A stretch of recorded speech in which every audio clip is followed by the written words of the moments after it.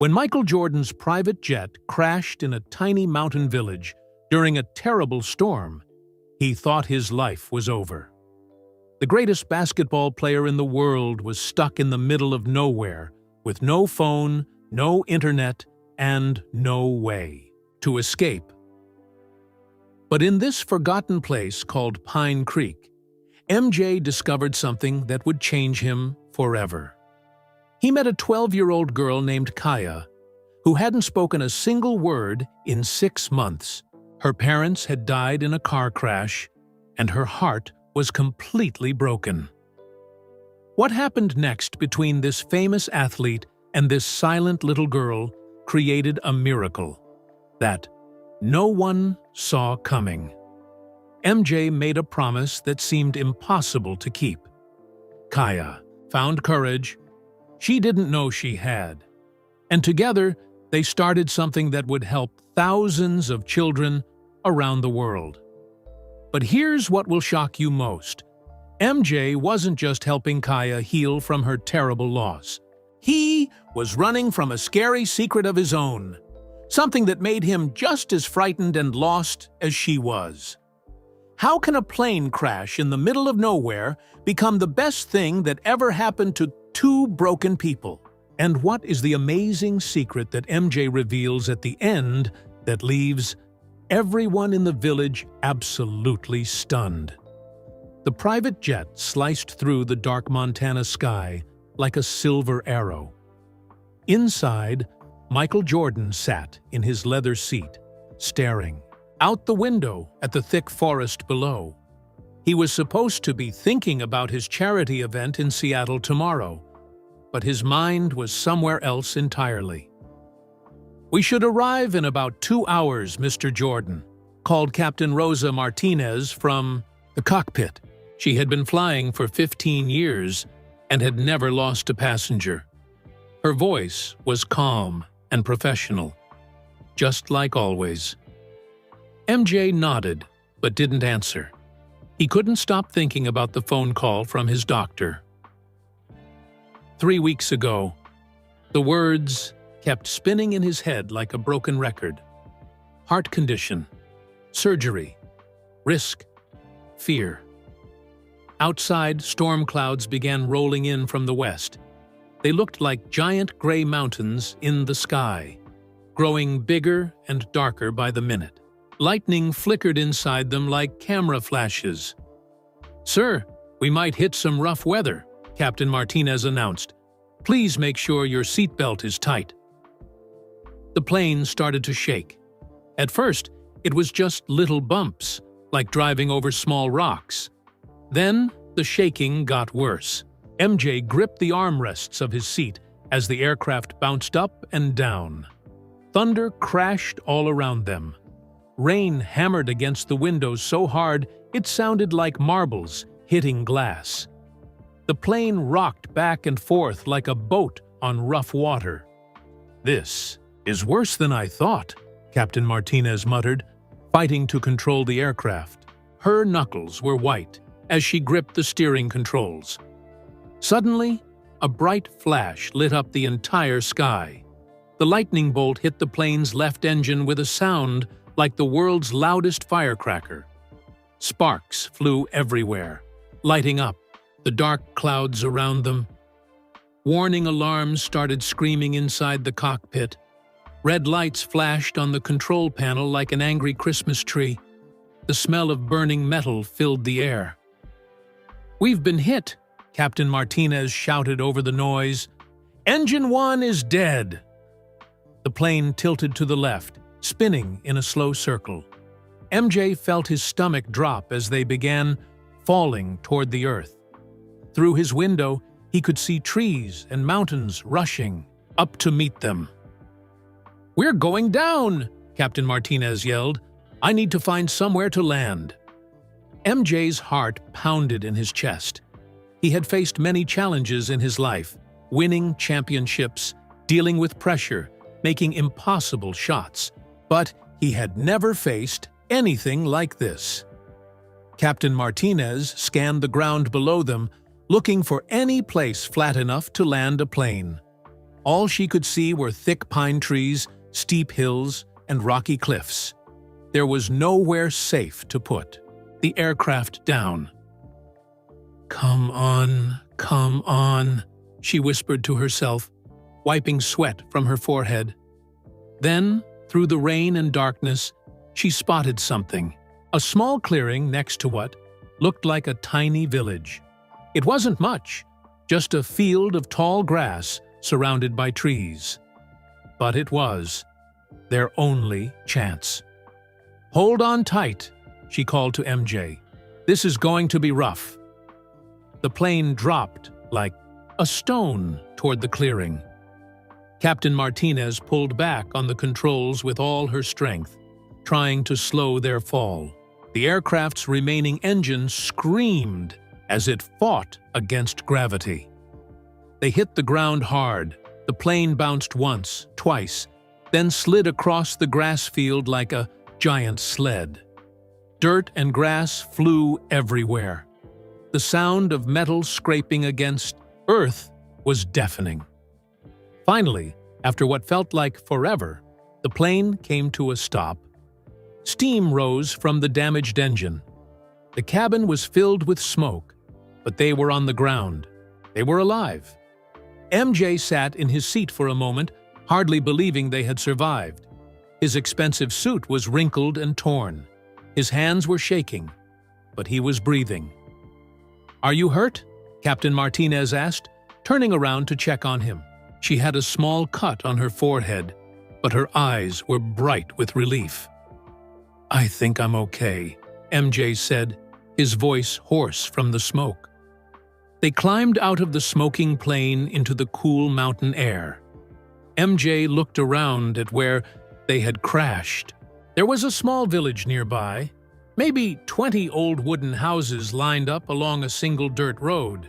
Mountains rose up all around them like giant walls. In the distance, he could see people running toward the crash site. A tall man with gray hair led the group, followed by women, children, and elderly people. They all looked worried and scared. "Wherefore?" The villagers got closer. MJ noticed a small girl hanging back behind the others. She was maybe 12 years old, with long dark hair and sad eyes. She held an old basketball against her chest, watching him with a strange expression on her face. Then she turned and disappeared into the shadows between the houses, leaving MJ wondering who she was and why she looked so broken.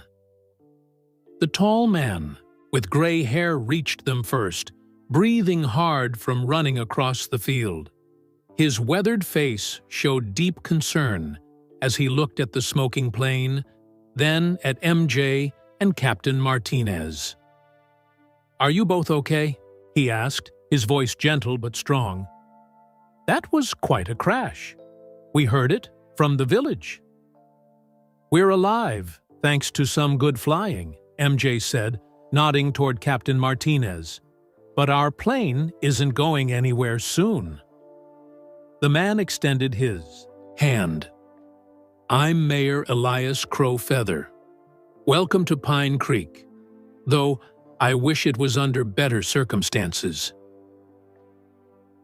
More villagers gathered around them now.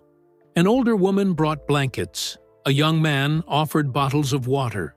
Children peeked out from behind their parents, wide-eyed at seeing. Strangers fall from the sky. MJ noticed that none of them seemed to recognize him. His face was covered with soot from the smoke, and his usually perfect appearance was a mess. To these people, he was just a tall man in a torn, expensive suit who had survived a plane crash. "We should get you both to the community center," Mayor Crowfeather said. "Doc Blackwood will want to check you for injuries." They walked along the dirt road toward the village. MJ looked around at the simple wooden houses with front porches and vegetable gardens. Chickens wandered freely in some yards. An old dog barked once, then went back to sleep in the shade. This was a world completely different from his life in Chicago. No skyscrapers, no traffic, no crowds of people asking for autographs. Just quiet homes where families lived simple lives. The community center was a plain building with wooden walls and windows that had no glass, just screens to keep bugs out. Inside, folding chairs sat around simple tables. The walls were decorated with children's drawings and old photographs of the village. "I'm afraid we don't have fancy hotels here," Mayor Crowfeather said apologetically. "But we'll take good care of you." A young woman entered carrying a black medical bag. She had kind eyes and gentle hands, but MJ could tell she was all business when it came to taking care of people. "I'm Dr. Sarah Blackwood," she said, setting down her bag. "Let me check you both for injuries." Dr. Blackwood examined Captain Martinez first, cleaning the cut on her forehead and checking her vision. Then she turned to MJ, looking at his hands and asking him to move his arms and legs. "You're very lucky," she said, as she bandaged a small cut on MJ's arm. "Plane crashes don't usually end this well." "How long before we can get help?" Captain Martinez asked. "My radio is damaged, but I need to contact the airport." Mayor Crowfeather shook his head sadly. "I'm afraid that might take a while. The storm knocked down our phone lines. The mountain roads are washed out from all the rain. Nobody can get in or out for at least 3 days, maybe more." MJ felt his heart sink. 3 days? He had meetings scheduled, endorsement deals to sign, appearances to make. His phone was completely dead, and there was no way to charge it here. "Don't worry," said an elderly woman who had been quietly preparing food. "We'll make sure you're comfortable. I'm Elena Crowfeather, the mayor's sister." She served them bowls of vegetable soup that smelled amazing. The bread was warm and homemade. The water came from a well behind the building and tasted cleaner than any bottled water MJ had ever drunk. As they ate, villagers stopped by to check on them. A teacher named Mrs. Running Bear brought extra clothes. A mechanic named Joe Strongheart looked at photos of the plane damage on Captain Martinez's camera. "Engine's definitely done for," Joe said, shaking his head. "You'll need parts flown in from the city." MJ listened to these people talk about their lives. They discussed their gardens, their children's schoolwork, and plans for the village harvest festival. Nobody talked about stock prices, movie deals, or celebrity gossip. As evening came, Mayor Crowfeather showed MJ to a small room in his house. The bed was simple but clean, covered with quilts that someone had sewn by hand. Through the window, MJ could see more stars than he had ever noticed before. In big cities, bright lights hid the night sky. Here, thousands of stars sparkled like diamonds on black cloth. The silence was complete, except for the sound of wind in the pine trees. MJ lay on the bed, staring at the ceiling. When was the last time he had slowed down like this? When had he last had a real conversation with people who didn't want anything from him except basic human kindness? His life was filled with luxury hotels, private jets, and first-class everything. But these people with their simple homes and handmade quilts seemed happier than many rich people he knew. Just as he was falling asleep, he heard a sound outside his window. Bounce, bounce, bounce. Someone was dribbling a basketball. He got up and looked out the window. In the moonlight, he could see the same girl from earlier. She was alone in a small area behind the houses, practicing shots on an old basketball hoop with no net. Her form was perfect.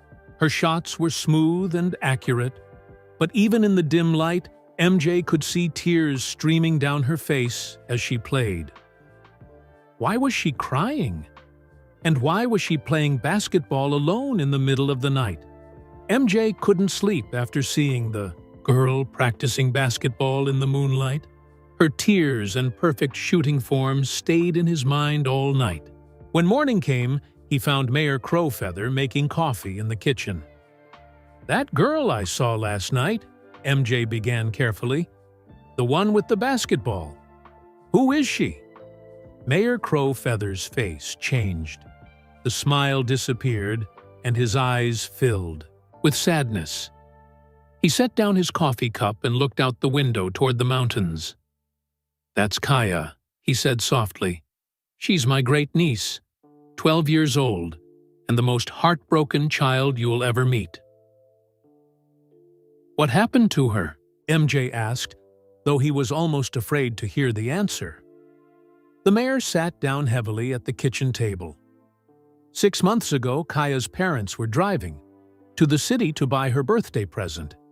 It was snowing hard, and the mountain roads were icy. Their car slid off the road and... He didn't need to finish. MJ understood. "She hasn't spoken a single word since the day we told her what happened," Mayor Crowfeather continued. "Not one word in 6 months. The doctors say there's nothing wrong with her voice. Her heart is just too broken to let the words out." MJ felt his chest tighten. He had never lost anyone close to him like that. He couldn't imagine the pain this little girl was carrying around. "Who takes care of her now?" "My sister Elena. You met her yesterday. She's the one who made the soup." Elena loves Kaya like her own daughter, but nothing she does seems to help. Kaya just exists. She goes through the motions of living, but the light in her eyes is gone. After breakfast, MJ walked through the village with Dr. Blackwood. She was checking on elderly residents and seemed to know everyone by name. As they walked, she told him more about Kaya's story. Before the accident, Kaya was the happiest child in Pine Creek, Dr. Blackwood explained. She was always laughing, always talking, always moving, and she was amazing at basketball. They stopped in front of the village school, a small building with just 2 classrooms. Behind it was a concrete area with an old basketball hoop. The rim was rusty, and there was no net hanging from it. "Kaya was the star player on our little basketball team," Dr. Blackwood continued. "We only have 8 kids in the whole school, but she could outplay children twice her age.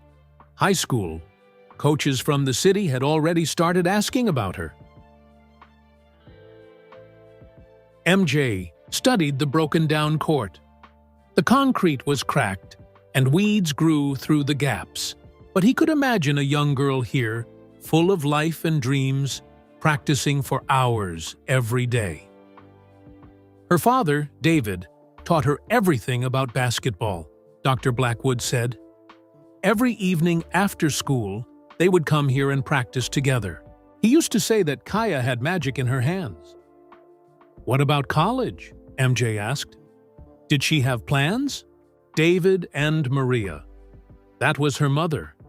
They both believed education was the most important thing in the world. They were saving every penny so Kaya could go to college. She was going to be the first person in our family to get a university degree. Dr. Blackwood pointed to the mountains surrounding the village.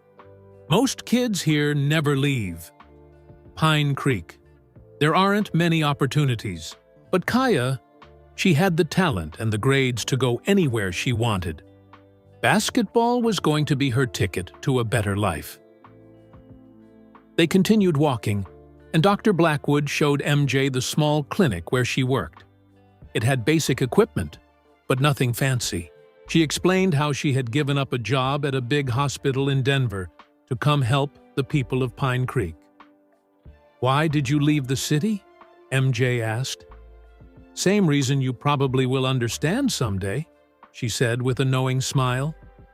"Sometimes, helping one person who really needs you is worth more than helping 100 people who already have everything they need.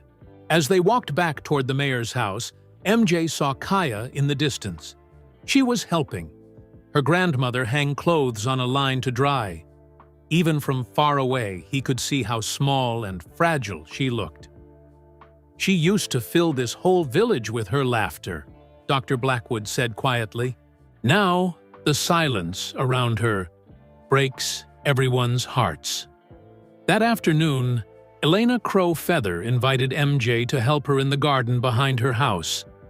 As they picked vegetables for dinner, she told him more about Kaya's parents. "David was a teacher at our school," Elena said, pulling carrots from the rich soil. "Maria taught the younger children to read. They were the most loving parents you could imagine. Everything they did was for Kaya's future."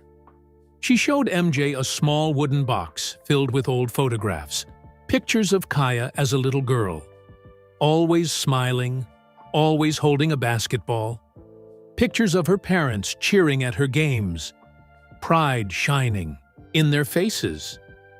"This was taken on her 11th birthday," Elena said, pointing to a photo of Kaya blowing out candles on a cake. 3 weeks before the accident. Look how happy she was." In the photo, Kaya's smile was so bright it seemed to light up the whole picture. Her parents stood behind her, their hands on her shoulders, looking like the happiest family in the world. "I need you to keep hoping she'll smile like that again someday," Elena whispered, "but I don't know how to help her heal." As evening approached, MJ found himself watching for Kaya to appear with her basketball. Sure enough, as the sun set behind the mountains, he saw her slip out of her grandmother's house carrying the old worn ball. This time, he decided to get closer. He quietly walked to where he could see the makeshift court better. Kaya was there, alone in the growing darkness, shooting basket after basket, with perfect form. But she wasn't just practicing. She was crying again, tears streaming down her face as she played. Every shot she made seemed to bring more sadness instead of joy. MJ could see something written on the basketball in fading letters. When Kaya turned the ball toward the moonlight, he could make out the words, "For Kaya, love, Dad." His heart broke watching this talented, heartbroken girl playing the sport her father had taught. Her using the ball he had given her, crying for the parents who would never see her play again.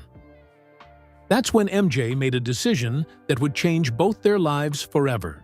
Tomorrow, he was going to try something that might help Kaya, or might make everything worse. The next morning, MJ woke up with butterflies in his stomach. He had faced pressure in championship games, but this felt different. This wasn't about winning or losing a game. This was about trying to reach a broken little girl's heart. After breakfast, he asked Mayor Crow Feather if he could borrow some old clothes. His expensive suit was torn and dirty from the crash, and he wanted to look more like a regular person. "Of course," the mayor said, bringing him a simple shirt and jeans that belonged to his son. "May I ask what you're planning?" "I'm going to try to help Kaya," MJ said honestly. "I have an idea, but I'm not sure it will work." Mayor Crow Feather studied MJ's face carefully.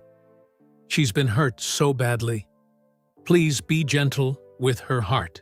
"I will," MJ promised. That afternoon, MJ walked to the broken-down basketball court behind the school. He picked up an old basketball that was sitting in the weeds, not Kaya's special ball, just one the school kids used during the day. It was losing air and felt lumpy in his hands. Then he started shooting baskets, but not the way Michael Jordan normally shot baskets. He missed badly. His first shot bounced off the rim and flew over the fence. His second shot didn't even reach the hoop. His third shot hit the side of the backboard, and bounced into the weeds. MJ, who had made thousands of perfect shots in NBA games, was deliberately shooting like someone who had never played basketball before. But he made it look natural, like he was really trying his best and just wasn't very good. Word spread quickly through the small village. Mrs. Running Bear noticed him from the school window and told Elena Crowfeather. Elena told Dr. Blackwood. Soon, people were peeking out of their houses to watch the tall stranger struggling to make simple shots. MJ kept playing terribly. He missed layups that any child could make. He dribbled the ball off his foot. He even tripped over his own feet once, which made some of the village children giggle. But he knew Kaya was watching.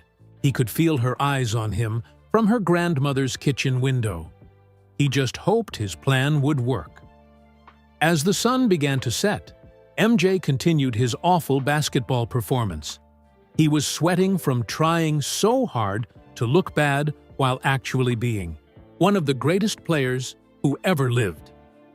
Finally, just as he had hoped, Kaya appeared. She didn't come close to the court. She stood about 20 feet away, hiding partially behind a wooden fence. Her arms were crossed, and even from a distance, MJ could see frustration on her face. He continued shooting and missing, making increasingly worse attempts. One shot went so far to the left that it nearly hit a chicken wandering nearby. Kaya took a step closer, clearly bothered by his terrible form. MJ pretended not to notice her. He lined up another shot, bent his knees all wrong, and threw the ball with awful technique. It bounced off the front of the rim and rolled toward Kaya's feet. She looked down at the ball, then up at MJ. Without thinking, she picked it up automatically. For just a moment, her natural basketball instincts took over. Her hands found the perfect grip. Her stance showed perfect balance. Then she realized what she was doing and quickly set the ball down, stepping back like it had burned her.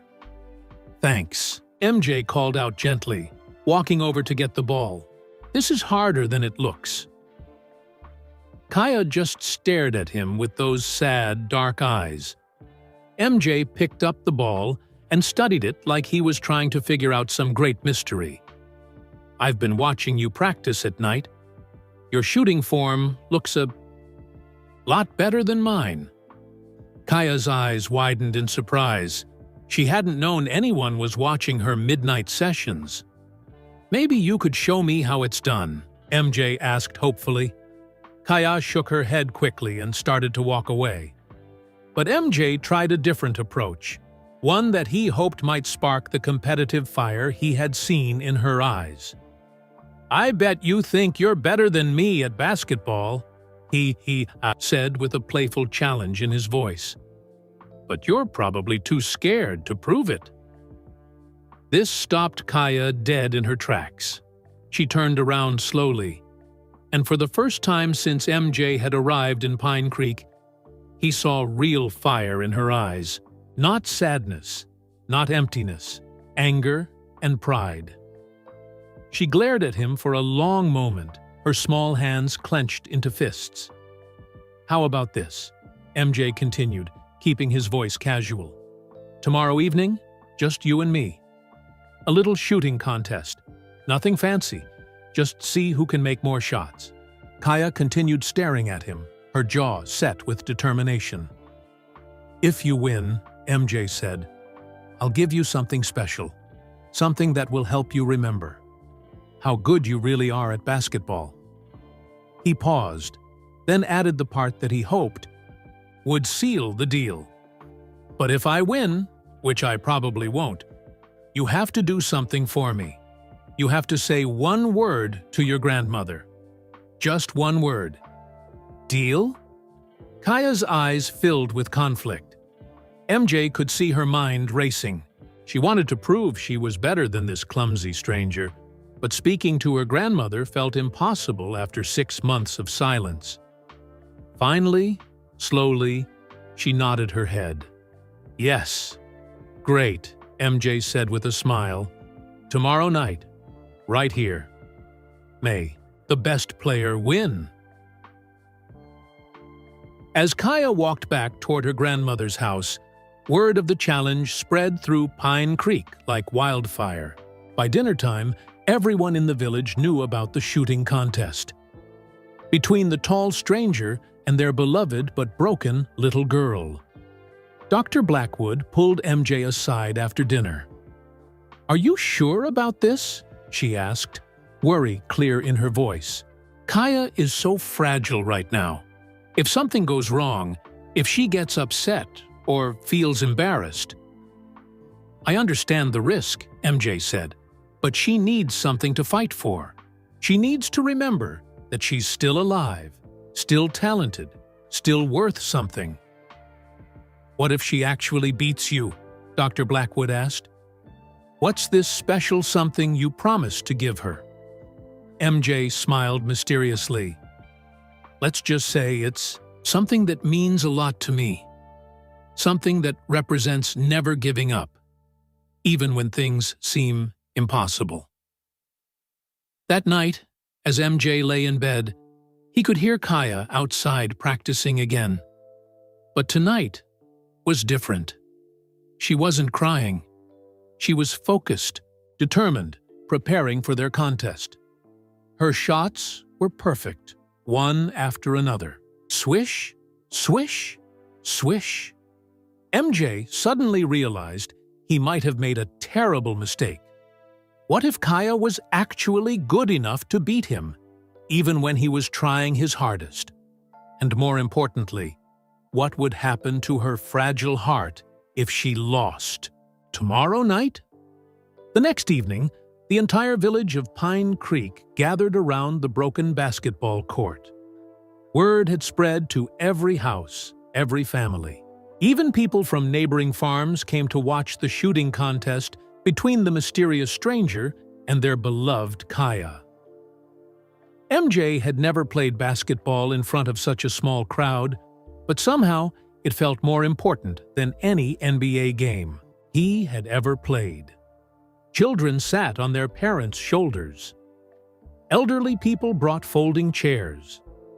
Teenagers stood on fence posts to get better views. Mayor Crow Feather walked to the center of the court carrying a clipboard. "Ladies and gentlemen," he announced, "tonight we have a friendly shooting contest, 10 shots each, from different spots around the court. Most shots made wins." MJ looked around at all the hopeful faces.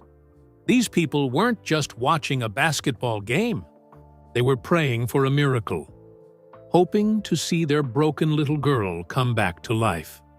Dr. Blackwood stood near the sideline, her medical bag ready just in case. Elena Crow Feather clutched a handkerchief in her hands, tears already forming in her eyes.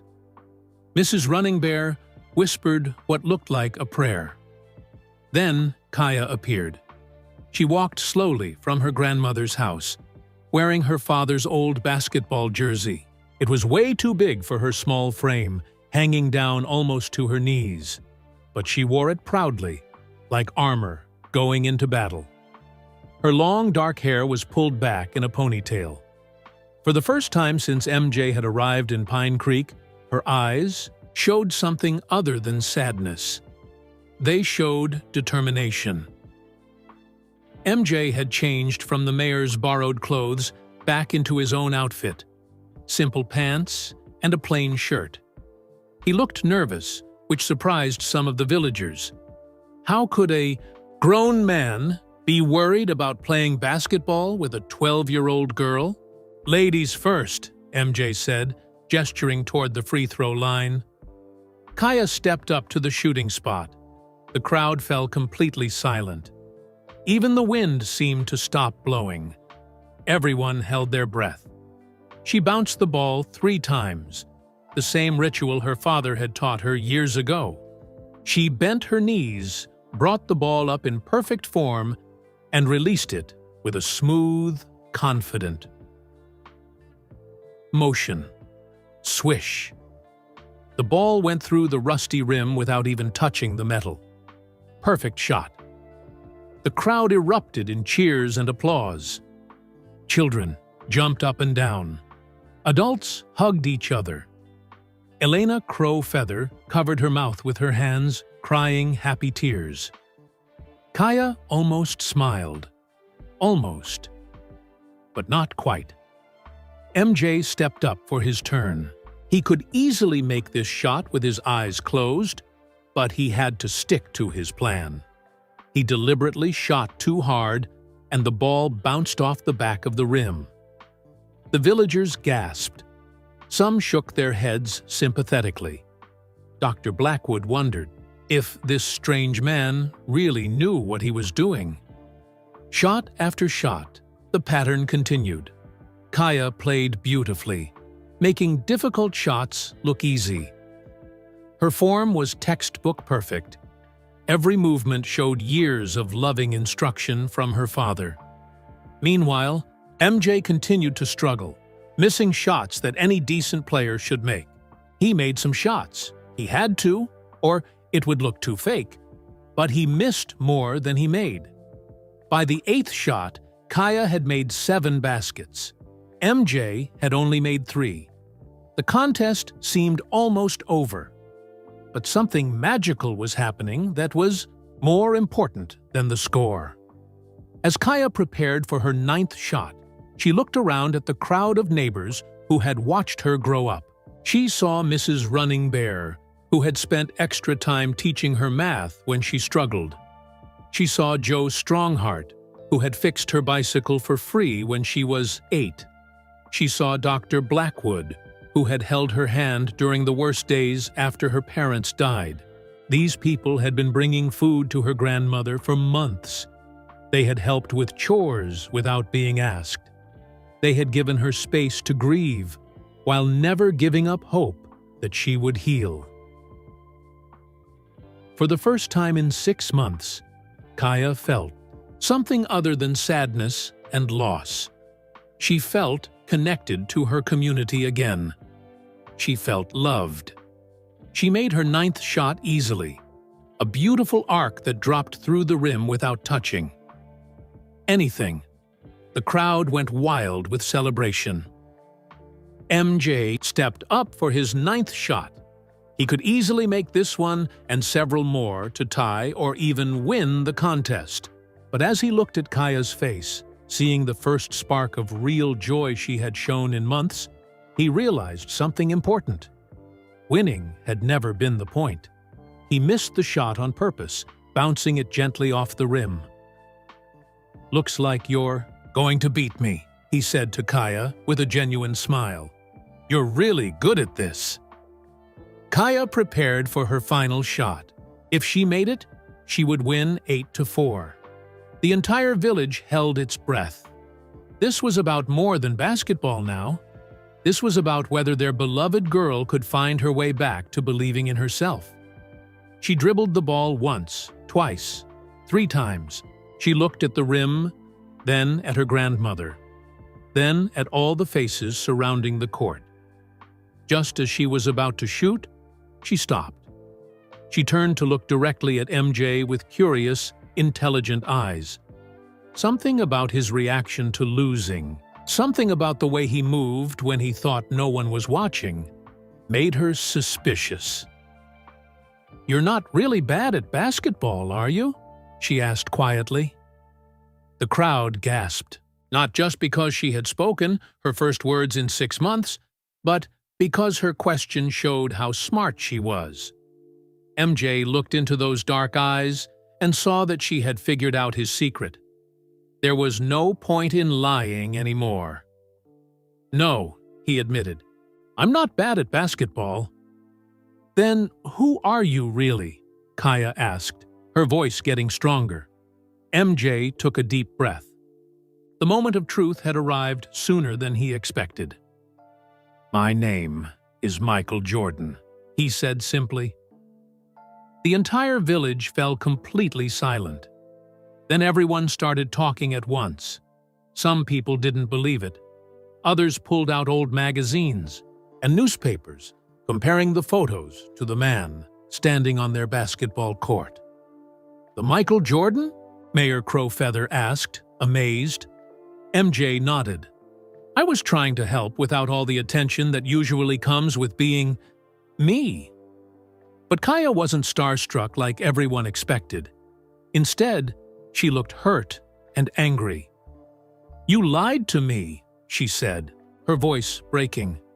"You pretended to be bad, so I would think I was beating the greatest basketball player ever.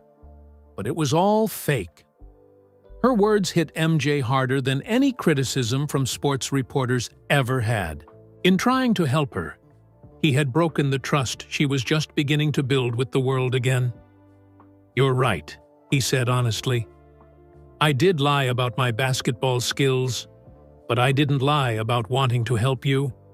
And I didn't lie about being impressed by your talent." Kaya's eyes filled with tears. "My talent doesn't matter anymore. My parents are gone.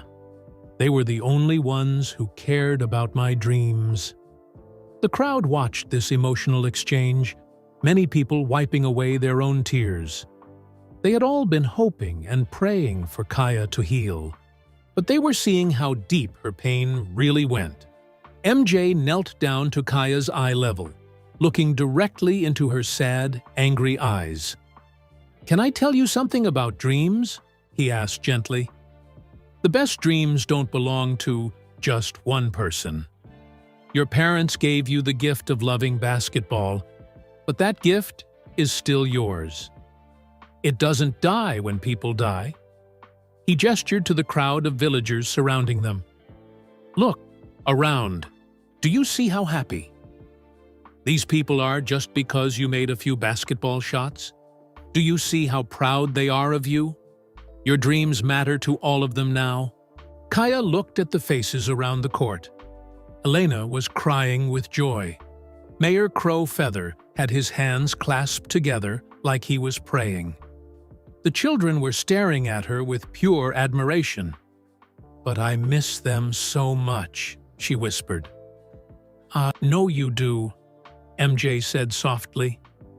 "Missing them means you loved them. But giving up on everything they taught you doesn't honor their memory. Playing basketball, being brave, chasing your dreams, that's how you keep them alive in your heart." Kaya wiped her eyes and looked down at the basketball in her hands, the one with her father's name written on it in fading ink. "Will you show me?" she asked MJ quietly. "Will you show me how good I could really be?" MJ smiled and stood up. "I'd be honored to. But first, I have something to tell everyone. Something that I think will surprise you all." MJ looked around at all the faces staring at him in the fading evening light. The villagers were still processing the fact that Michael Jordan, the Michael Jordan, was standing on their broken basketball court in the middle of nowhere. "3 weeks ago," MJ began, his voice carrying clearly in the mountain air, "I got a phone call that changed everything for me." The crowd grew completely quiet. Even the children stopped fidgeting. "My doctor told me they found something wrong with my heart. Not life-threatening, but serious. Enough that I might need surgery. For the first time in my life, I felt scared. Really scared." Dr. Blackwood stepped forward slightly, her medical training making her pay close attention to every word. "I've always been someone who faces challenges head-on," MJ continued, "but this time, I panicked. I jumped on my private jet without even knowing where I wanted to go. I just told Captain Martinez to fly somewhere quiet, somewhere no one would find me while I figured out what to do." Elena Crowfeather reached out and gently touched his arm. "And instead of finding a place to hide, you found us." "I found all of you," MJ agreed, "but especially Kaya. Watching her struggle with losing her parents made me realize something important.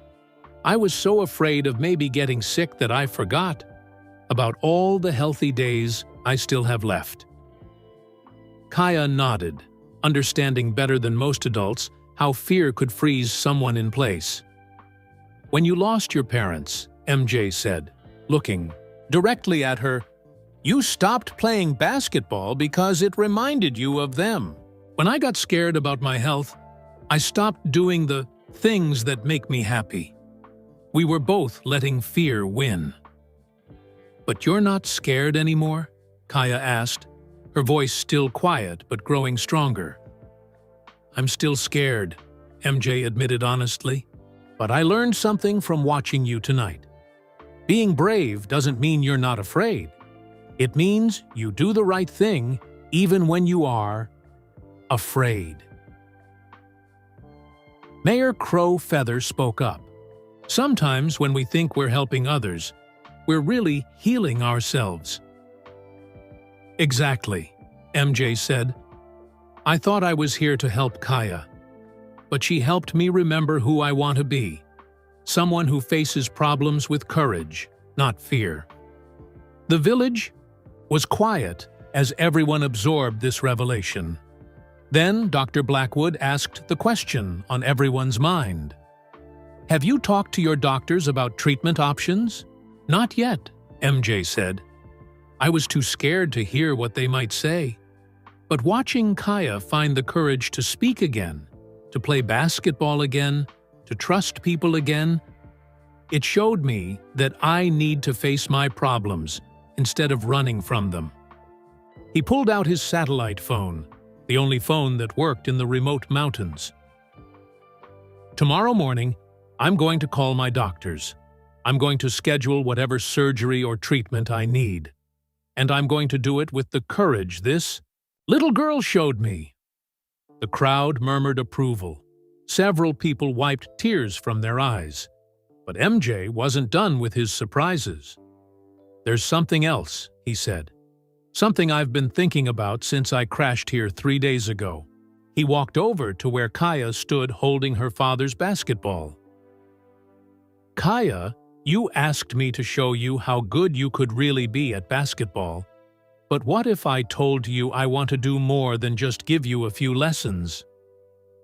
Everyone leaned forward, curious about what he meant. "What if I told you I want to start a new program, the Jordan Foundation Scholarship for Rural Athletes? And what if I told you that you're going to be the very first scholarship recipient?" Kaya's eyes grew wide. Elena Crow Feather gasped and covered her mouth with her hands. "The scholarship covers everything," MJ explained.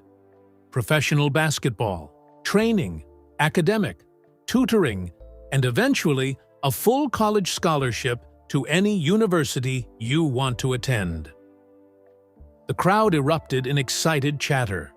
This was more than anyone had ever dreamed possible. But Elena looked worried. "This sounds wonderful, Michael. But Kaya is still healing. She needs stability and family support." MJ had expected this concern. "The program doesn't take her away from Pine Creek. We bring the training here. I'm going to build a proper basketball court for the village, with lights for evening practice, a small indoor gym for winter, and equipment that actually works." Mayor Crow Feather could hardly believe what he was hearing. "You would do all that for our little village?" "Professional coaches will come here every month to work with Kaya and any other kids who want to learn," MJ continued. "But Pine Creek will always be her home base. She'll grow up here, surrounded by people who love her." Mrs. Running Bear stepped forward from the crowd. "What about school? Our little school is fine for basic education. But if Kaya is going to college?" "The scholarship includes the best tutors available," MJ said. "She'll get a world-class education right here in Pine Creek. When she's ready for college, she'll be prepared for anywhere she wants to go." Dr. Blackwood shook her head in amazement. "What made you decide to do this? You could help kids anywhere in the world." MJ looked around at all the kind faces surrounding him. Pine Creek gave me something I needed, too. You reminded me why basketball matters. It's not about fame or money. It's about bringing people together and helping each other be better than we thought we could be. He knelt down in front of Kaya again. But there's one condition to this scholarship. Everyone held their breath, wondering what it could be. You have to promise me that when you finish college, you'll come back to Pine Creek and help. Other kids follow their dreams too. Will you be the coach who teaches the next generation? Kaya's eyes filled with tears, but this time they were happy tears. You mean, I could come back home after college? I could teach basketball to kids the way my dad taught me? That's exactly what I mean, MJ said. Your parents wanted you to get a good education. They wanted you to have opportunities, but they also wanted you to remember where you came from and help your community. Elena Crow Feather stepped forward, tears streaming down her face. David and Maria would be so proud, she whispered. Kaya looked around at all the faces, the mayor, the doctor, her teacher, her neighbors, and friends. These people had supported her through the darkest time of her life. Now, they were celebrating a future brighter than anyone had ever imagined. Yes, she said firmly, her voice strong and clear. I promise to come back and help other kids, just like you helped me. MJ stood up and shook her hand like she was signing a professional contract. Then we have a deal. But he still had one more surprise, the biggest one of all. Kaya, he said, reaching into his pocket, I promised you something special if you won our contest. You definitely won. Not just the basketball game, but something much more important.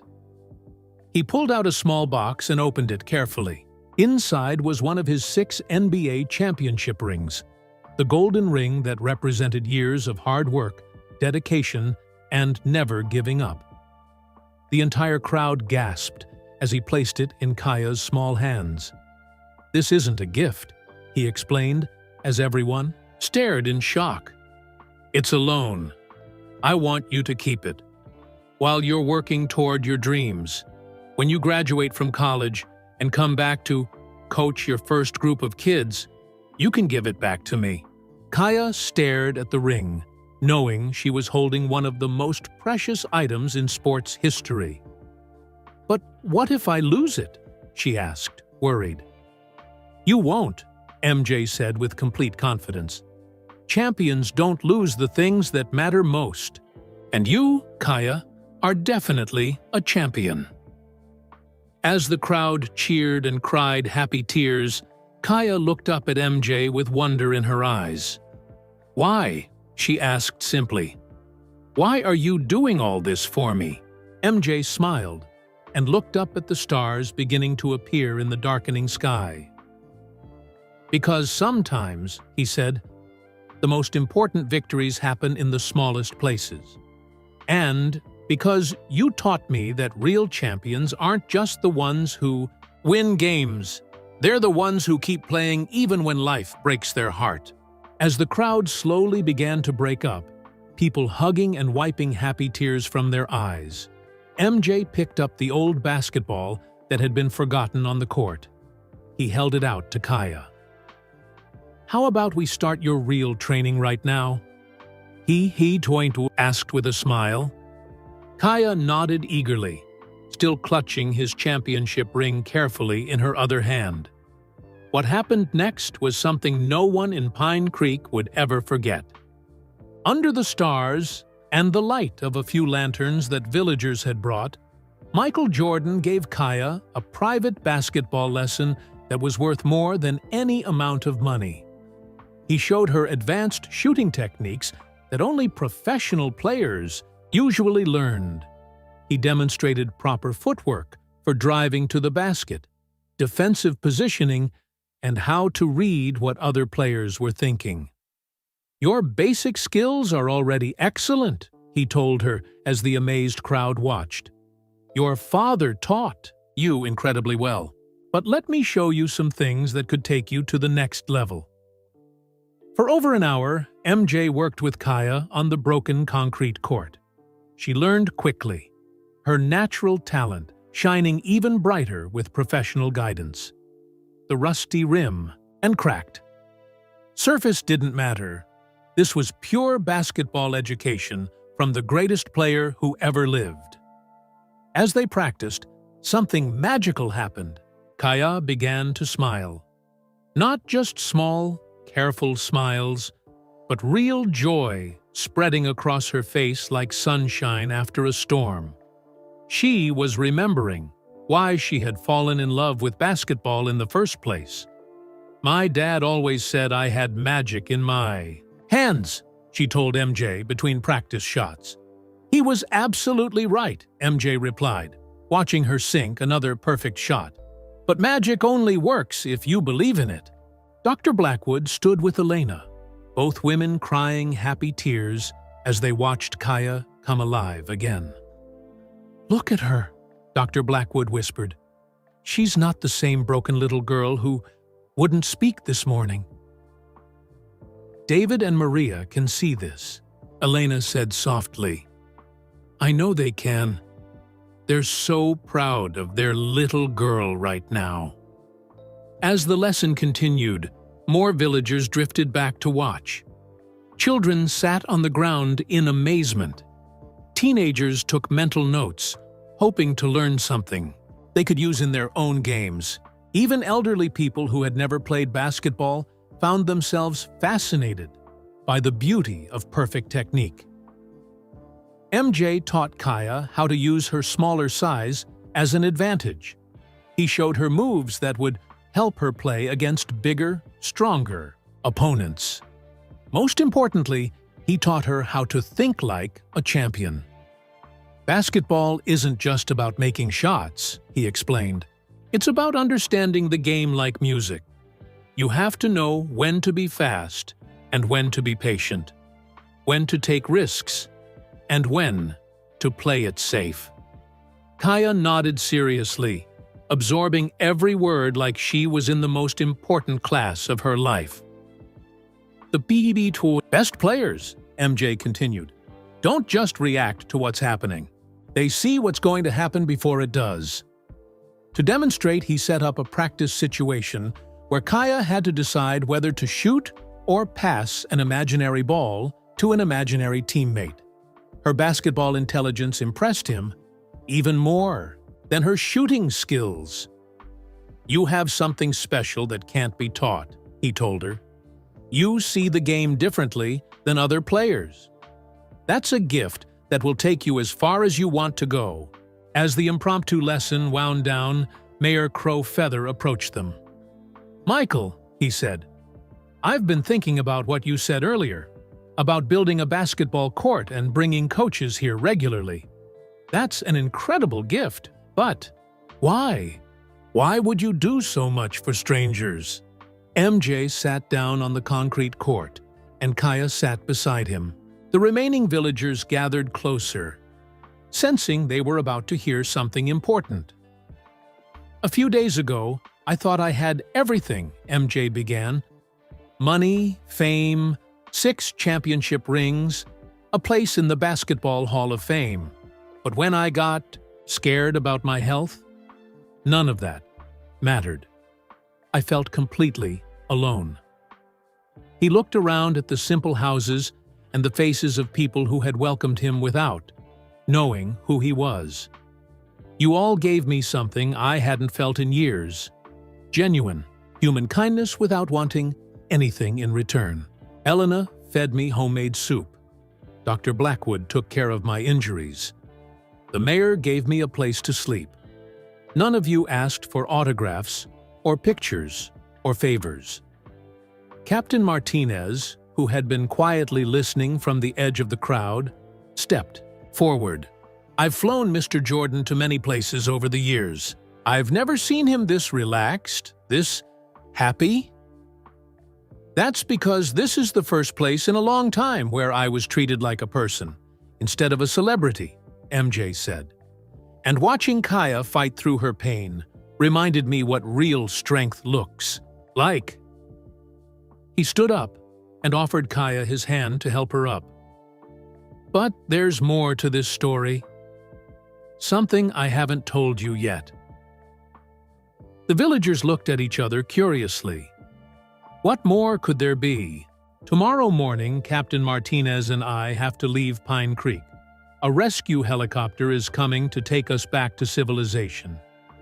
But before I go, I want to make you all a promise.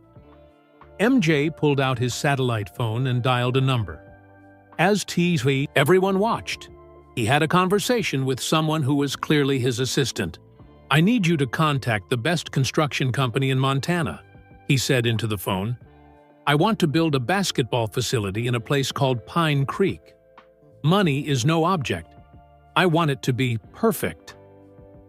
He paused, listening to the person on the other end. No, this isn't for publicity. This is personal. Very personal. After he hung up, he turned back to the crowd. Construction will begin next month. The new basketball court will be called the David and Maria Memorial Court, in honor of Kaya's parents. It will have proper lighting, indoor and outdoor courts, and equipment that actually works. Elena burst into fresh tears. The idea that her son and daughter-in-law would be remembered this way was almost too wonderful to believe. But that's not all, MJ continued. Captain Martinez and I have been talking. She's agreed to start a regular flying service connecting Pine Creek to the outside world. Medical emergencies, school trips, family visits, whatever you need. Captain Martinez nodded. This village saved our lives.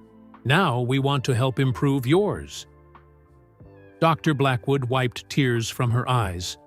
Better transportation meant she could get patients to bigger hospitals faster and bring in medical supplies more easily. The Jordan Foundation is also expanding beyond just Kaya, MJ announced. We're creating scholarship opportunities for every child in Pine Creek who wants to pursue higher education, college, trade school, whatever their dreams require. The parents in the crowd could hardly believe what they were hearing. Their children would have opportunities they had never imagined possible. MJ knelt down in front of Kaya one more time.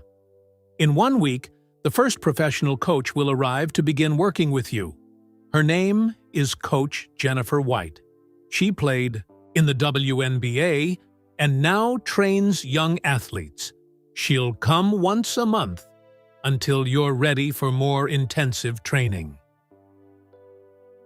Kaya's eyes were shining with excitement and possibility. When will I know if I'm good enough for college? You're already good enough, MJ said with certainty. The question isn't whether you can get a scholarship. The question is which scholarship you'll choose when colleges start competing for you. As the evening finally came to an end and people began heading home, Kaya walked with MJ Doe toward the mayor's house, where he would spend his last night in Pine Creek. Michael, she said quietly, can I ask you something? Of course. Are you still scared about your heart surgery? MJ thought about this carefully.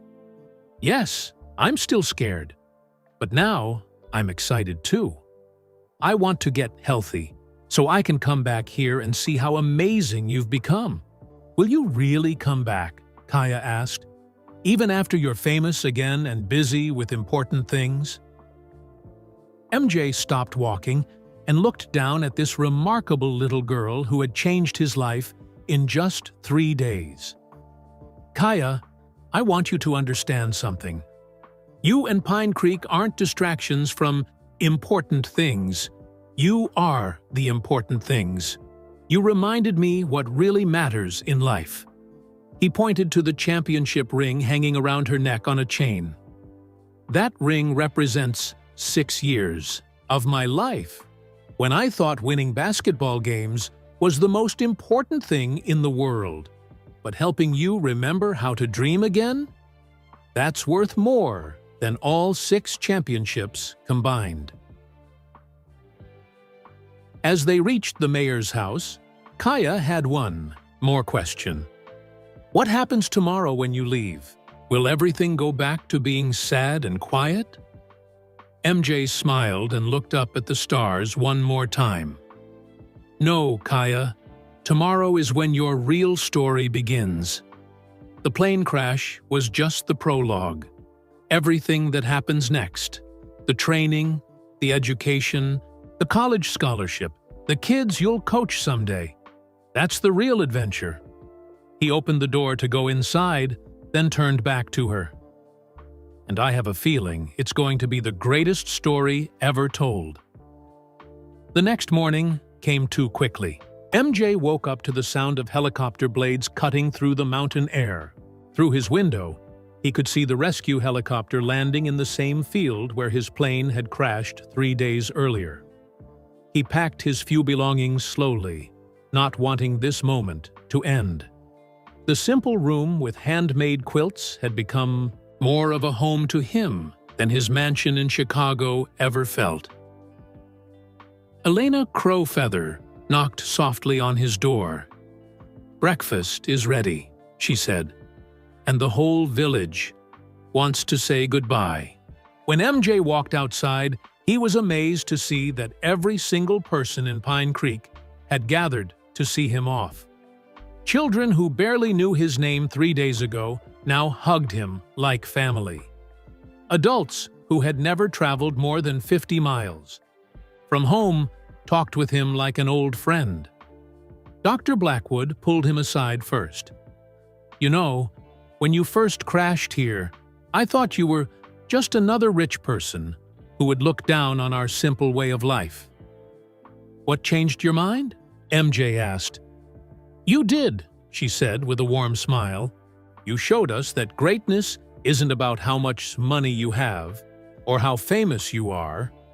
It's about how you treat people when nobody important is watching." Mayor Crowfeather presented MJ with a special gift, a handmade dream catcher created by Elena's skillful hands. The intricate web was decorated with feathers and beads that sparkled in the morning sunlight. "This is to catch good dreams and let the bad ones slip away," the mayor explained. "May it remind you of your time with us and bring you peaceful sleep." MJ accepted the gift with genuine gratitude. "I'll treasure this always." Mrs. Running Bear stepped forward with the 8 children from the village school. Each child had drawn him a picture or written him a letter. The artwork showed stick figures playing, basketball, airplanes in the sky, and hearts with "thank you" written inside. "These are from all of us," she said, "to remember that you'll always have a family here in Pine Creek." Captain Martinez checked her watch. "We should start heading to the helicopter soon," she said, gently. "Weather conditions are perfect right now, but that could change." As they walked toward the field, more villagers joined the farewell procession. Joe Strongheart shook MJ's hand and promised to help with construction when the new basketball court was built. The elderly woman who had brought blankets the first night blessed him in the traditional Native American language. But as they reached the helicopter, Kaya appeared. She had been quiet all morning, and MJ could see that saying goodbye was hard for her. She was wearing her father's basketball jersey. Again? And carrying the worn basketball with his name on it. "I have something for you too," she said, reaching into her pocket. She pulled out a small piece of paper, folded carefully. When MJ opened it, he found a pencil, drawing of the 2 of them playing basketball under the stars. The artwork wasn't perfect, but it captured the emotion of that magical night perfectly. "It's beautiful," MJ said, his voice thick with emotion. "I'll keep this forever." "Michael," Kaya said, raising her hand like she was in school again. "Can I ask you something important before you go?" MJ nodded, curious about what was on her mind. "Why were you really flying over Pine Creek that night? Seattle is far away, but your plane was flying right over our village when it crashed. That seems like it was supposed to happen." The T-Dirbo crowd murmured in agreement. Several people had wondered about this, but hadn't wanted to ask. Pine Creek was in the middle of nowhere, not on any normal flight path between major cities. MJ looked at this incredibly smart 12-year-old and realized he couldn't avoid the truth any longer. She deserved to know the whole story. He took a deep breath and looked up at the clear blue sky. "You're absolutely right to ask that question," he said. "I wasn't just flying to a charity event in Seattle. I was running away." This confession surprised everyone, especially Dr. Blackwood, who could tell there was more to the story. "Running away from what?" Kaya asked gently. MJ sat down on a large rock near the helicopter, and Kaya sat beside him. The rest of the village gathered closer, sensing they were about to hear something very important. 3 weeks ago, I got news that scared me more than anything ever had," MJ began. "The doctors found something wrong with my heart. Not immediately dangerous, but serious enough that I might need surgery." He paused, looking at the faces around him, people who had become like family in just 3 days. "I've always been someone who attacks problems head-on, in basketball, in business, in life. But this time, I panicked. I felt helpless and afraid. So I did something I'd never done before. I run." Elena Crow Feather reached out and gently touched his shoulder. "And instead of finding a place to hide, you found us." "I found all of you," MJ agreed. "I told Captain Martinez to just fly somewhere quiet, somewhere remote, where no one would think to look for me. I didn't care where we went.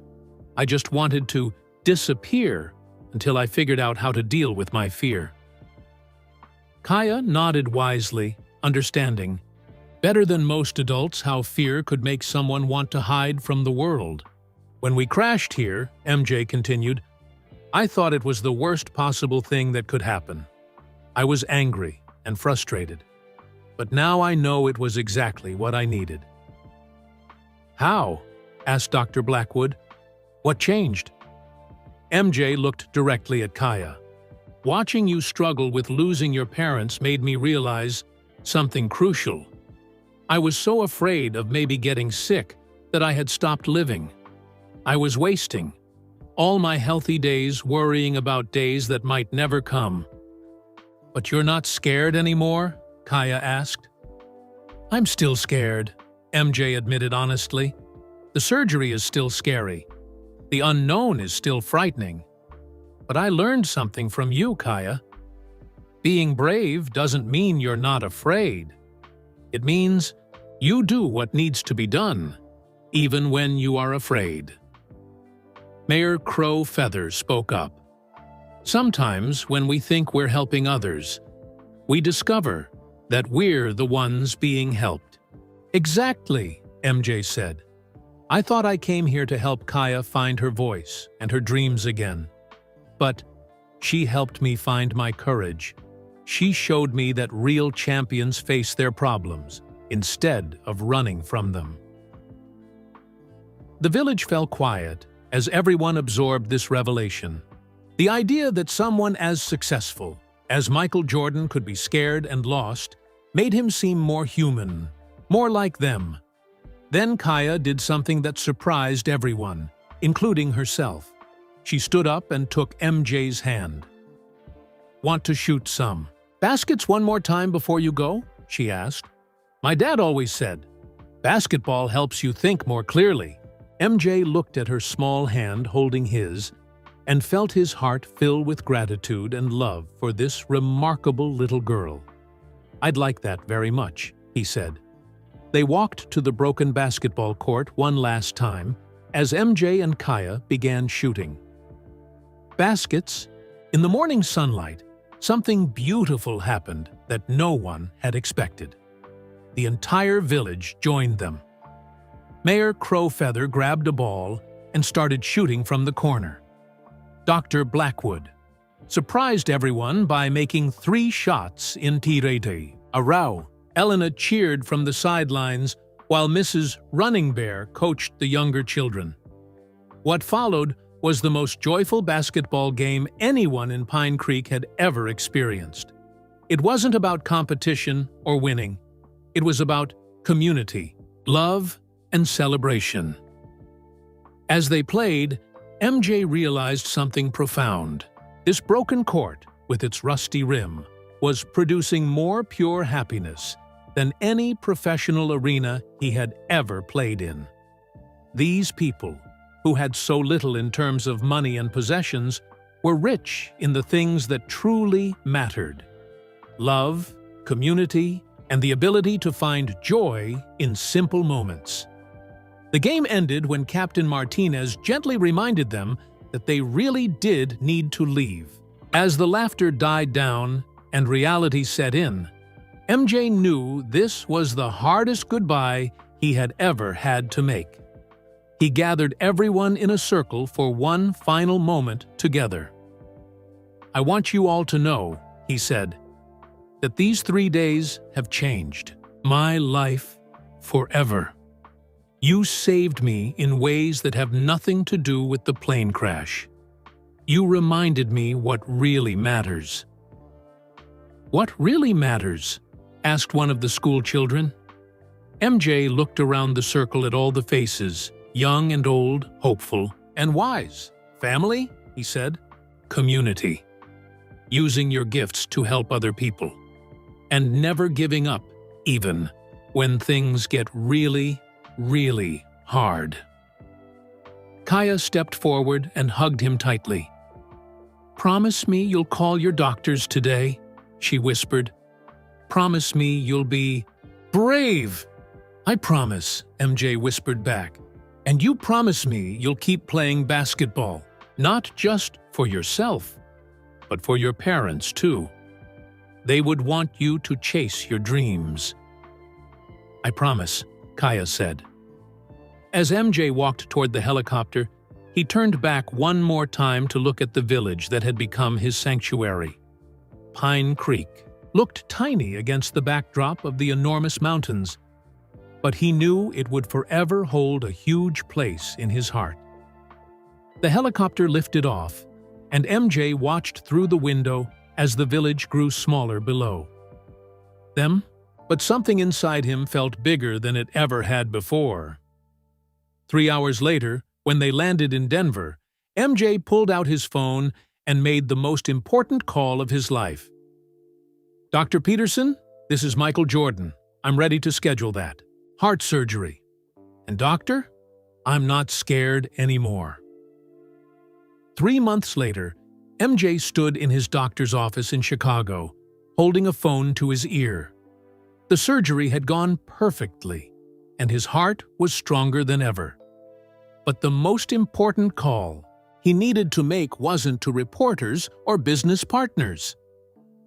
"Kaya," he said, when she answered the phone in Pine Creek, "I wanted you to be the first to know. The doctors say my heart is completely healthy now. The surgery worked perfectly." "I knew it would," came Kaya's voice, stronger and more confident than it had been 6 months ago. "You're a champion, remember? Champions don't give up." "We both are champions," MJ replied with a smile. "How's your training going with Coach White?" "She's amazing," Kaya said excitedly. "She says I've improved more in 3 months than most. Kids do in 2 years. And guess what? The new basketball court is almost finished." MJ felt his heart swell with pride and joy. Even while recovering from surgery, he had made sure the construction in Pine Creek stayed on schedule. The David and Maria Memorial Court was going to be the most beautiful basketball facility in all of Montana. "I can't wait to see it," MJ said, "and to see how much you've grown." "When are you coming back?" Kaya asked. "Everyone in the village asks about you every day." "Soon," MJ promised. "Very soon." 2 weeks later, MJ's private jet touched down on the new landing strip that had been built near Pine Creek. Captain Martinez smiled as she turned off the engines. "Ready to go home?" she asked.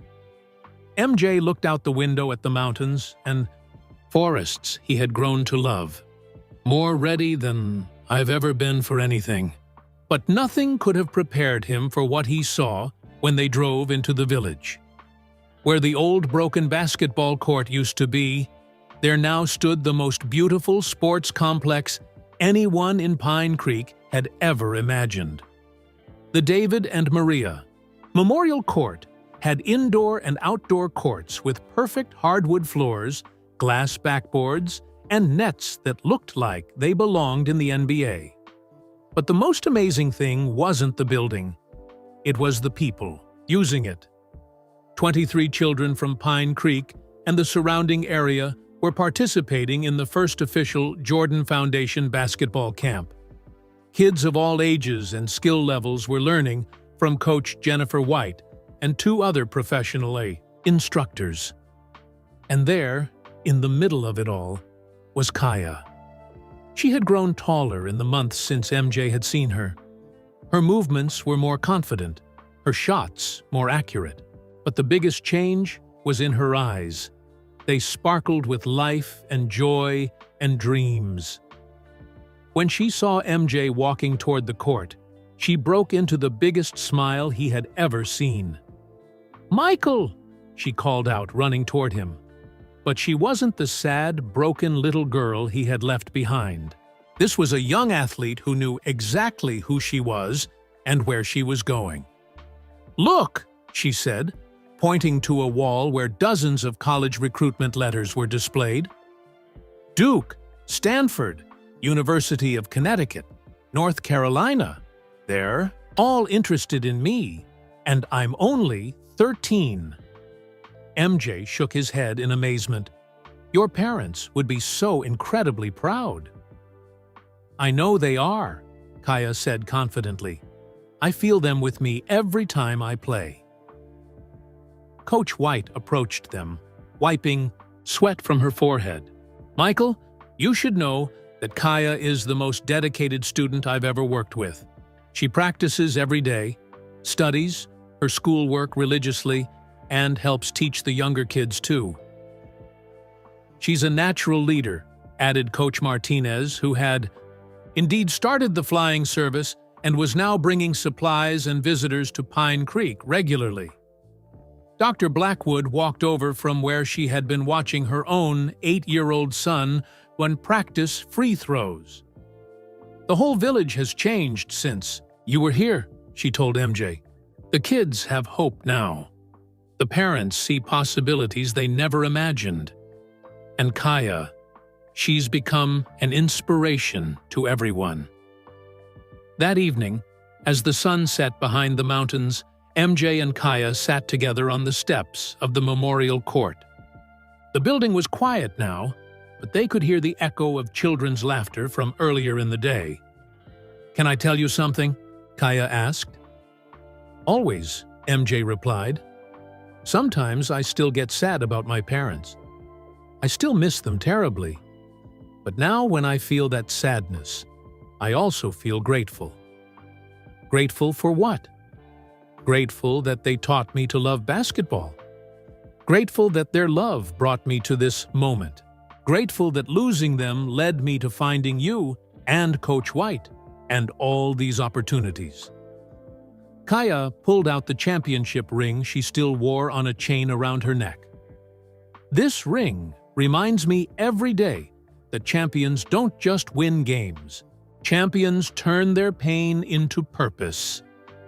MJ felt tears in his eyes. This 13-year-old girl had learned lessons about life that many adults never figured out. "Kaya," he said, "I need to tell you something important.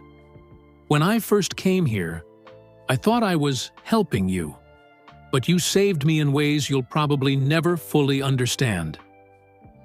"How?" "You showed me what real courage looks like. You taught me that being brave isn't about not being scared. It's about doing what's right even when you are scared. Because of you, I faced my surgery with confidence instead of fear." Kaya nodded thoughtfully. "My dad used to say that sometimes God puts people in our lives at exactly the right moment. Maybe your plane was supposed to crash here." "I think you're absolutely right," MJ said. They sat in comfortable silence for a while, watching the stars appear in the clear mountain sky. Then Kaya spoke again. "Michael, I've been thinking about something, about the promise I made to come back here after college and coach kids." "What about it?" "I don't just want to coach basketball. I want to start a program that helps kids who have lost their parents, like I did. I want to show them that they can still have dreams, still have hope." MJ smiled. Even at 13, Kaya was already thinking about how to help others. "That's a beautiful idea. What would you call this program?"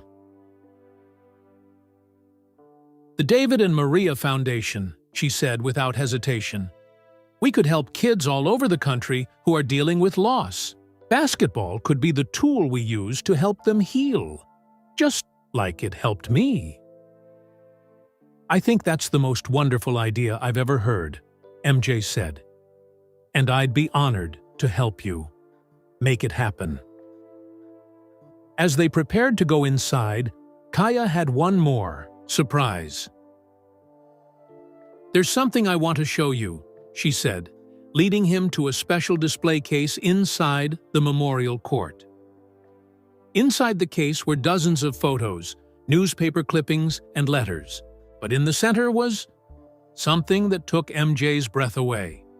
A framed picture of him and Kaya playing basketball. Under the stars on that first magical night. "Elena took this picture from her window," Kaya explained. "She said it captured the moment when both of us started to heal." Below the picture was a plaque that read, "Sometimes the most important victories happen in the smallest places. Sometimes a broken heart can become the strongest heart of all." MJ stared at the display, remembering that night when a scared man and a heartbroken girl had found exactly what they needed in each other. "Kaya," he said softly, "do you remember what I told you that first night? About how your story was just beginning?" "Yes. I was wrong about one thing. This isn't just your story anymore. It's our story, the village's story, and it's going to inspire thousands of other kids who need to know that they can overcome anything." Kaya smiled and took his hand. "Want to shoot some baskets under the stars, for old times' sake?" "I thought you'd never ask," MJ replied. As they walked onto the beautiful new court, MJ realized that the broken concrete slab where they had first played together had been preserved in a special section of the new facility. A small sign read, "Where dreams begin again." They shot baskets in the moonlight, just like they had 9 months earlier. But everything had changed. The scared man and the silent girl were gone, replaced by 2 champions who had learned that the greatest victories weren't won on scoreboards. They were won in the human heart. As Kaya made shot after perfect shot, MJ knew that her parents were indeed watching. And he knew they were proud not just of her basketball skills, but of the remarkable young woman she was becoming. "Ready for the real adventure to begin?" he asked as they finished practicing. "I've been ready my whole life," Kaya replied. "I just needed to remember how to believe in myself." As they walked back toward the village under the starlit sky, MJ smiled. The plane crash that had seemed like the end of everything had actually been the beginning of the most important story he would ever be part of. And the best chapters were still to come. 5 years had passed since that stormy night when MJ's plane crashed in Pine Creek. Now, 17-year-old Kaya stood on the beautiful basketball court that bore her parents' names, holding an acceptance letter that would change her life forever. "Duke University," she read aloud to the crowd of villagers who had gathered for her high school graduation. "Full scholarship for basketball and academics." The entire village erupted in cheers. Children who had been born after MJ's crash were now old enough to understand that they were witnessing history. The first person from Pine Creek was going to one of the best universities in America. MJ stood at the back of the crowd, tears of pride streaming down his face. The scared little girl who wouldn't speak had become a confident young woman who could accomplish anything she set her mind to. But Kaya had chosen Duke for a special reason that only MJ knew about. "Duke has the best program for what I want to study," she had told him during one of their monthly phone calls. "Sports psychology and child development. I want to understand how to help kids heal through athletics." After the graduation ceremony, Kaya found MJ near the memorial display case. "Are you ready?" she asked, pulling the championship ring from the chain around her neck. For 5 years, she had worn that ring as a reminder of dreams and promises.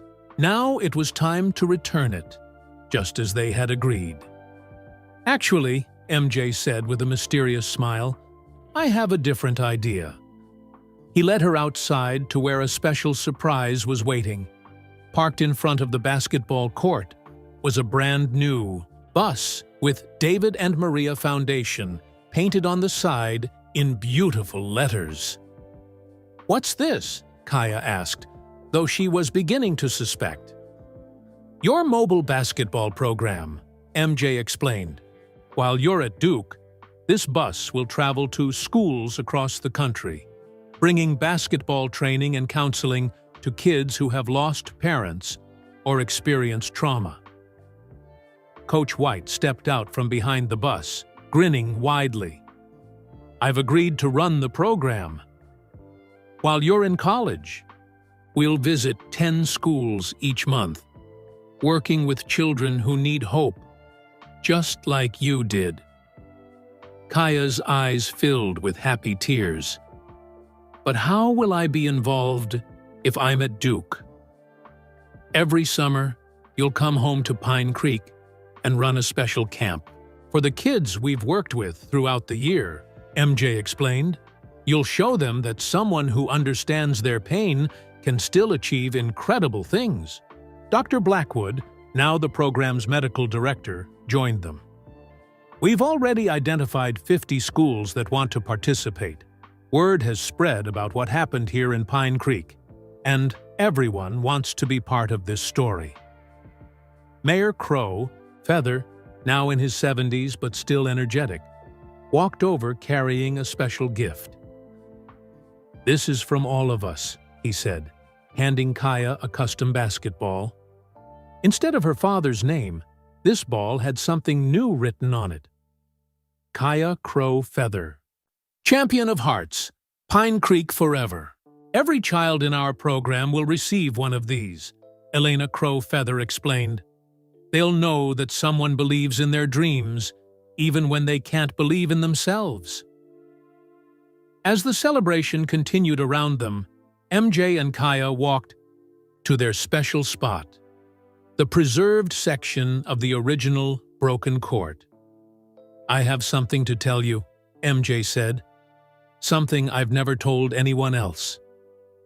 Kaya sat down on the old concrete, curious. "The night before my plane crashed here, I had made a decision. I was going to retire from all my business activities. I was going to give up on everything because I was too scared to face my health problems. What changed your mind? You did. Watching you find the courage to live again after losing everything showed me that I had no excuse for giving up when I hadn't lost anything at all. MJ pulled out a small box from his pocket.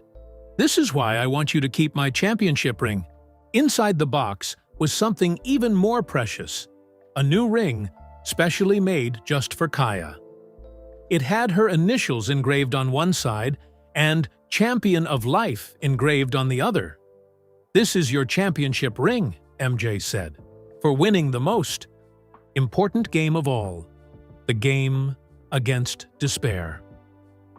Kaya slipped the new ring onto her finger, then carefully placed MJ's original championship ring back in his palm. Thank you for letting me borrow your courage until I found my own, she said. Thank you for reminding me what courage really looks like, MJ replied. As the sun began to set behind the mountains, the entire village gathered for one final basketball game before Kaya left for college. 3 generations played together, elderly people who remembered when Pine Creek was just a forgotten mountain village, middle-aged parents who had watched their children's horizons expand, and young kids who now believed they could become anything they wanted. MJ and Kaya played on the same team, just like they had that first magical night. But now, they weren't a scared man and a broken girl. They were partners in the most important work of their lives, showing other people that healing was possible. As the game ended and people began to head home, Kaya made an announcement that surprised everyone. I want you all to know that Pine Creek will always be my home. No matter how far I travel or what I accomplish, this is where my heart belongs. And someday, I'm coming back to coach right here on this court. How long someday? Asked one of Darius, the younger children. 4 years, Kaya said with certainty. 4 years to get my degree. Then I'm coming home to start the biggest program this village has ever seen. MJ smiled, knowing she meant every word. Later that evening, as Kaya packed for her journey to Duke, she found MJ sitting alone in the memorial court, looking at the photos and newspaper clippings that told their story. Thinking about something? She asked, sitting beside him. Thinking about miracles, he said. 5 years ago, I thought my plane crash was the worst thing that could happen to me. Now I know it was the best thing that ever happened to either of us. Do you really think it was a miracle? Kaya asked. MJ looked around at the beautiful facility, thought about the dozens of children who had already been helped by their programs, and considered the thousands more who would benefit in the years to come. I think, he said slowly, that sometimes when we're lost, the universe conspires to put us exactly where we need to be, even if it takes a plane crash to get us there. Kaya nodded. My dad used to say that everything happens for a reason, even when we can't see the reason at first. Your dad was a wise man, and he raised an even wiser daughter. The next morning, as Kaya prepared to leave for Duke, the entire village gathered once more. But this wasn't a sad goodbye. This was a celebration of a young woman who was going out into the world to share the healing she had found. MJ handed her a special gift, a photo album filled with pictures from the past 5 years. The first photo showed a silent, heartbroken little girl. The last photo showed a confident young woman surrounded by children she had helped learn to love basketball. For when you need to remember how far you've come, he said. And for when other kids need to see what's possible, Kaya added. As her bus pulled away from Pine Creek, heading toward her college adventure, Kaya looked back one more time at the village that had raised her, the court where she had learned to dream. Again, and the man who had shown her that champions are made not by what they win, but by how they help others win, too. Through the bus window, she could see MJ standing on the basketball court, shooting baskets in the morning sunlight. But he wasn't alone. A new group of children had gathered around him, eager to learn, eager to believe in themselves. The cycle was continuing, just as it should.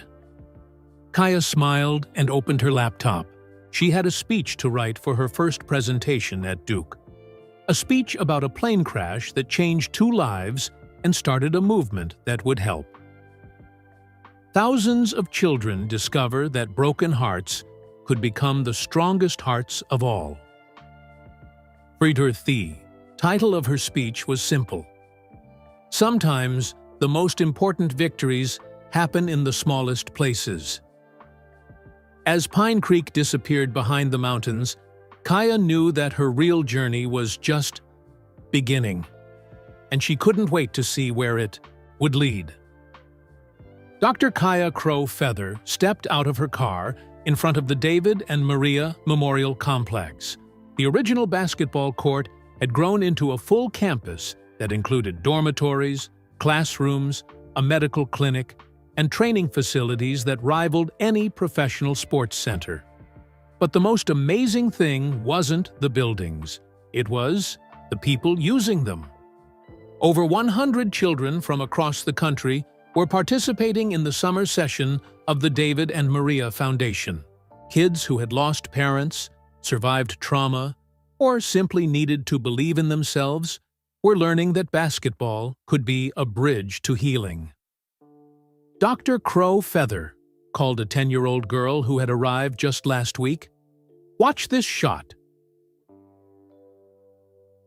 The noise girl, who hadn't spoken for months after losing her father in a car accident, made a perfect free throw. Her smile was so bright it seemed to light up the entire court. "Beautiful!" Kaya called back. "Your father would be so proud." Michael Jordan, now in his 60s, but still moving like an athlete, walked over to join her. "How does it feel to be back home?" "Like I never left," Kaya said, looking around at the mountains that had shaped her entire life. "And like everything is just beginning." "Any regrets about turning down that coaching job with the WNBA?" Kaya shook her head. "This is where I belong. This is the work I was meant to do." She pointed to a new addition to the memorial display, a wall covered with photos of children who had gone through their program. Kids who had learned to smile again, to dream again, to believe in themselves again. "My parents wanted me to get a good education so I could help my community," she said. Mission accomplished. As the sun set behind the mountains, Kaya and MJ walked to their favorite spot, the preserved section of the original broken court where their story had begun. "Ready for another game of one-on-one?" MJ asked with a grin. "You know I'll beat you now," Kaya warned. "I'm not 12 anymore." "I'm counting on it," MJ replied. As they played basketball under the stars, just like they had 15 years earlier, children from the program gathered to watch. Some were healing from loss, others from trauma. All of them learning that their stories weren't ending. They were just beginning.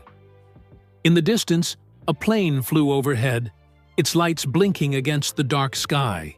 Kaya looked up and smiled, grateful for the night when a plane crash had become the first chapter of the most beautiful story she could have imagined. Sometimes the most important journeys begin with what looks like the end of everything. But as Kaya had learned in Pine Creek, endings are really just new beginnings in disguise. This emotionally engaging story delivers on every promise made in the title. showing how Michael Jordan's plane crash led to a transformation that changed not just his life and Kaya's, but created a legacy that helps thousands of children heal and dream again. What an incredible journey we've shared together, from a terrifying plane crash to a life-changing friendship. Michael Jordan and Kaya showed us that sometimes our worst moments can lead to our greatest victories. This story reminds us that kindness has the power to heal broken hearts and change entire communities. Just like MJ and Kaya helped each other find courage, we can all make a difference in someone's life. I'd love to know where you're listening from. Drop a comment below and tell me which part of this story touched your heart the most. Are you from a small town like Pine Creek or a big city like Chicago? If this story inspired you to spread a little more kindness in the world, please hit that like button and subscribe to our channel. When we share stories like this, we help others remember that no matter how broken we feel, there's always hope for a beautiful tomorrow. And speaking of hope, don't miss the amazing story that's appearing on your screen right now. It's another incredible tale that will restore your faith in the power of human kindness. Thank you for listening, and remember, sometimes the most important victories really do happen in the smallest places. Keep spreading kindness wherever you go.